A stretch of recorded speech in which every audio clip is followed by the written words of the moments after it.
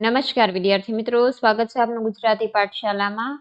આજે આપણે જોઈએ ધોરણ 6 પલાશ પાઠ 7 એકલના ઓવારણા એનું સ્વ અધ્યયન પોથીનું સોલ્યુશન જોવાના છીએ. વિદ્યાર્થી મિત્રો, આ સિવાય તમને પલાશના અન્ય સ્વ અધ્યયન પોથીના સોલ્યુશન પણ આ ચેનલ પરથી મળી રહેશે.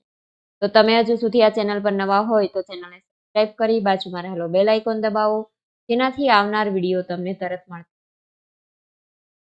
જોઈએ, પેલું છે પ્રશ્નના જવાબ આપો. 13મા દિવસે સવારે શત્રુઓએ અર્જુનને યુદ્ધ માટે પડકાર ફેંક્યો. અહીં શત્રુઓ એટલે કૌરવ સેનાના યોદ્ધાઓ કે પાંડવ સેના? એમાં ઉત્તર આવશે અહીં શત્રુઓ એટલે કૌરવ સેનાના યોદ્ધાઓ. 2. પદ્મવ્યુહ ભેદવાની આવડત કોની કોની પાસે હતી? પદ્મવ્યુહ ભેદવાની આવડત શ્રી કૃષ્ણ, અર્જુન, પ્રદ્યુમન અને અભિમન્યુ પાસે હતી. 3. કૌરવ સેના માટે ગદ્યમાં બીજો કયો શબ્દ વપરાયો છે? કૌરવ સેના માટે કુરુસેના નામનો શબ્દ વપરાયો છે. 4. પદ્મવ્યુહ પાંખડીઓ બિડાઈ જાય એટલે ખરેખર શું થાય? પદ્મવ્યુહ પાંખડીઓ બિડાઈ જાય એટલે બીજા કોઈ પદ્મની અંદર ન જઈ શકે. પ્રશ્ન નંબર 5. અર્જુને અભિમન્યુના મૃત્યુની જાણ કેવી રીતે થઈ? તમામ પાંડવોની વચ્ચે અભિમન્યુને ન જોતા એ સમજી ગયો કે અભિમન્યુનું મૃત્યુ થયું છે. 6. અર્જુન કોને મારવાની પ્રતિજ્ઞા લે છે? કેમ? તેને તે પ્રતિજ્ઞા કોણ લેવડાવે છે? અર્જુન જયદ્રથને મારવાની પ્રતિજ્ઞા લે છે, કેમ કે તેના કારણે અભિમન્યુનું મૃત્યુ થયું હતું.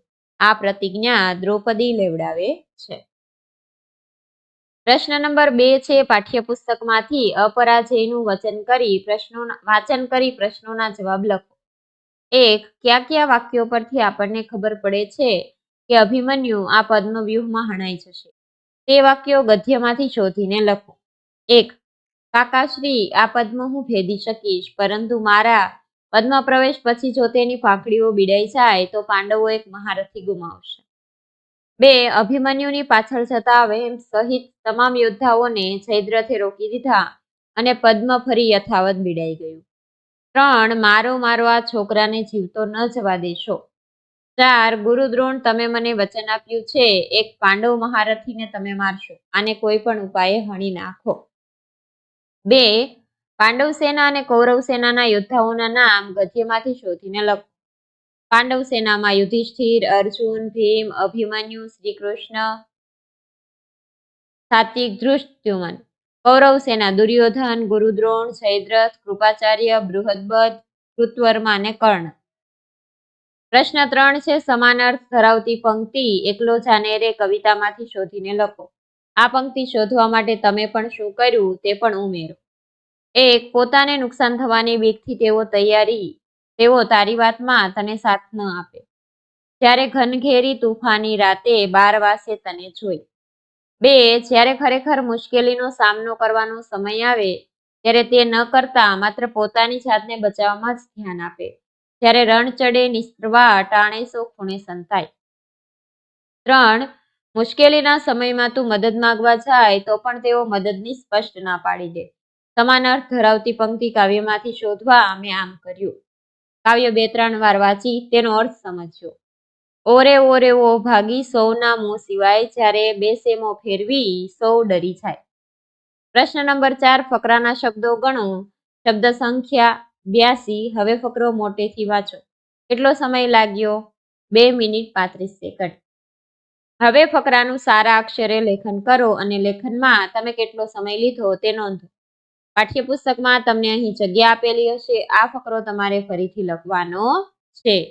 એ લખવા કેટલો સમય લાગ્યો? તો કે સુલેખનનો સમય 5 મિનિટ 10 સેકન્ડ. આગળ જોઈએ પ્રશ્ન 5.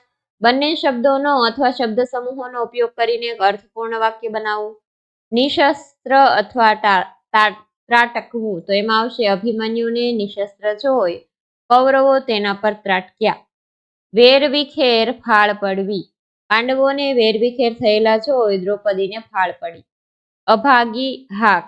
એ અભાગીનો વધ કરી દુર્યોધને હાક પાડી. રાન હૈયું. ગીરને રાન જોઈને મારું હૈયું હરખાય છે. ટાણું ગાણું. ટાણું જોઈને મનનું ગાણું ગા. પ્રશ્ન નંબર 6 આપેલા પાત્રો વિશેની વિગતો મોટેરાઓ પાસેથી જાણી તેમના વિશે 2-3 વાક્યો લખો. કૃષ્ણનો નંદ અને યશોદા માતાએ ઉછેર કર્યો હતો. વાસુદેવ અને દેવકીજીએ તેમને જન્મ આપ્યો હતો. તેમને મામા કંસનો વધ કર્યો હતો. અર્જુન બાણ વિદ્યામાં પારંગત હતા. તેમણે પાણીમાં તરતી માછલી વિંધીને દ્રૌપદી સાથે લગ્ન કર્યા હતા. તેમને શ્રી કૃષ્ણ ભગવાને કુરુક્ષેત્રના યુદ્ધમાં પોતાના સારથી બનાવ્યા હતા. 3 દ્રૌપદી 5 પાંડવોની પત્ની હતા, માટે તેમને પાંચાલીના નામે પણ ઓળખાય છે. દુર્યોધનની સભામાં શ્રી કૃષ્ણએ તેમના ચીર પૂર્યા હતા. 4 દુર્યોધન ધૃતરાષ્ટ્રનો પુત્ર હતો. તેમણે પાંડવો સામે યુદ્ધ કર્યું હતું. આ મહાભારતના યુદ્ધમાં દુર્યોધનનો પરાજય થયો હતો. ભીમ પાંડુ રાજાનો પુત્ર હતો. તે ખૂબ જ બળવાન અને શક્તિશાળી હતો. તે ગદા યુદ્ધમાં પારંગત હતો. પ્રશ્ન 7 કૌંસમાંથી શબ્દ પસંદ કરીને ખાલી જગ્યા પૂરો. પહેલું, હું ઉનાળાના આખા વેકેશન દરમિયાન રોજ ફૂલછોડને પાણી પાઈશ, જેથી તે સુકાઈ ન જાય. ભલે ને ગમે તેટલી વહાલાત હારનો સામનો કરવો પડે, છતાં પણ આપણને સફળ થવા મહેનત તો કરતા જ રહેવું જોઈએ. 3 એ તપ બહેનને શરદી થઈ છે ને ડોક્ટરે ખાવાની ના પાડી છે, એટલે નહીંતર ચોકલેટ તો મારી પાસે હતી જ. 4 જ્યારે હું મુંબઈ ગયો હતો ત્યારે પહેલી વખત ટ્રેનમાં બેઠો હતો. 5 મેં ટીવીમાં ચંદ્રયાન 3 જોયું ન હોત તો હું એને વિમાનના આકારનું જ માનતો હોત. 6 અમે પહેલા મામાના ઘેર જઈશું, ત્યારબાદ ફરવા જઈશું. 7 આજે તો મેં નક્કી કરેલું કે લેશન ન લખાય ત્યાં સુધી હું મોબાઈલને અડીશ પણ નહીં, માટે જલ્દી લખાઈ ગયું. પ્રશ્ન નંબર 8 આપેલા શબ્દોવાળા 2-2 વાક્યો પંક્તિઓ અપરાજય અને એકલો જાને રે માંથી શોધીને લખો અને એક વાક્ય અથવા પંક્તિ નવા બનાવીને લખો. પેલું અને એ ઉદાહરણનું આપેલું છે, જોઈએ તો પદ્મની પાંખડીઓ બીડાઈ જાય તો પાંડવો એક મહારથી ગુમાવશે. જો તું વાંચીશ નહીં તો પરીક્ષામાં નાપાસ થઈશ. બીજું કે સુભદ્રા કહેતી હતી કે અભિમન્યુ પદ્મ ભેદી શકે છે. વિપુલે કહ્યું કે હું તારી સાથે જ આવીશ.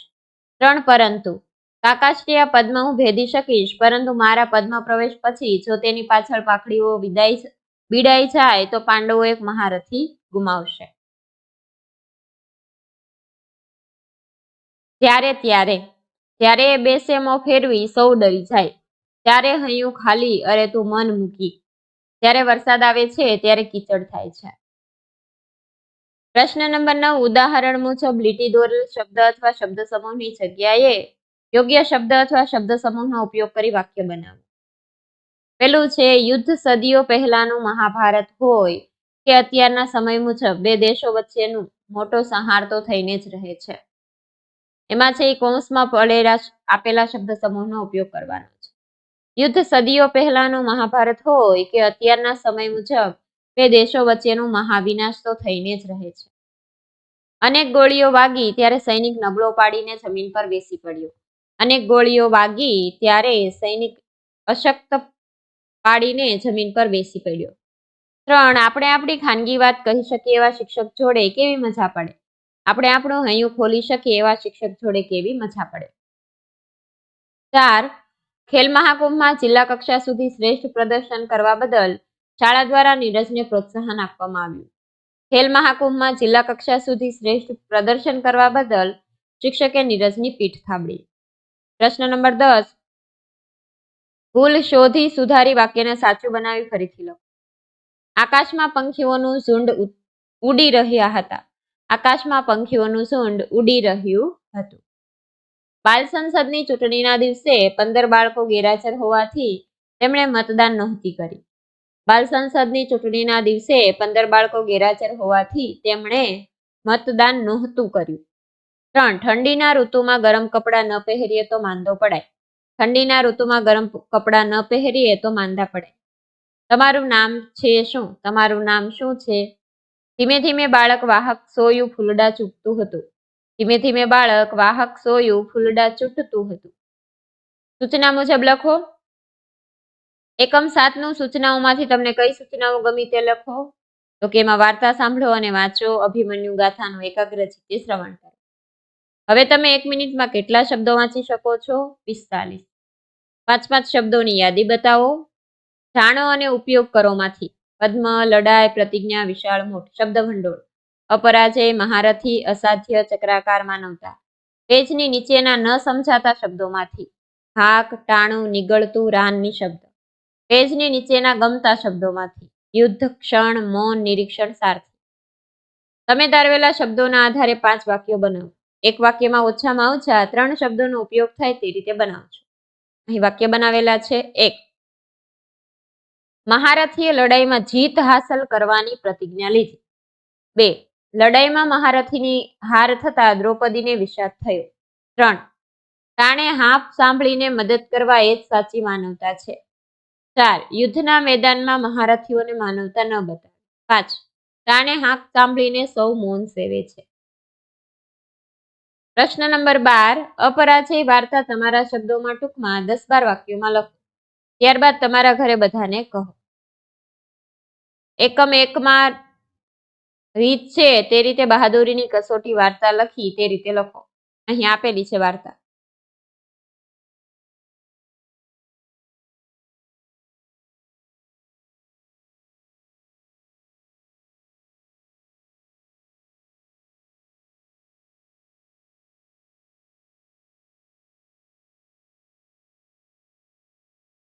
વિદ્યાર્થી મિત્રો, અહીં પલાશનું સ્વ અધ્યયન પોથીનું સોલ્યુશન પૂર્ણ થાય છે. જો તમને વિડીયો પસંદ આવ્યો હોય તો વિડીયોને લાઇક કરજો અને અમારી ચેનલ સબસ્ક્રાઇબ કરવાનું ભૂલતા નહીં. વિડીયો જોવા બદલ આભાર.